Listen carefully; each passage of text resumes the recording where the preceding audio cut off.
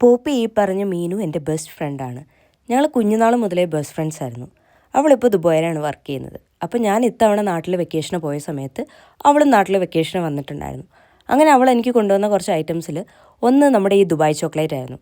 ഈ കുറച്ച് കാലം മുമ്പ് ഭയങ്കര ട്രെൻഡിങ് നിന്നൊരു ഐറ്റം ആണല്ലോ ഇത്. അന്ന് ഇതൊന്നും കഴിക്കാൻ പറ്റിയില്ലെങ്കിലും അവൾ കൊണ്ടുവന്നപ്പോഴാണ് ഞാൻ സത്യം പറഞ്ഞാൽ ഇത് ഫസ്റ്റ് ടൈം കഴിക്കുന്നത്. അതൊരു ഡാർക്ക് ചോക്ലേറ്റ് ഫ്ലേവർ ആയിരുന്നു.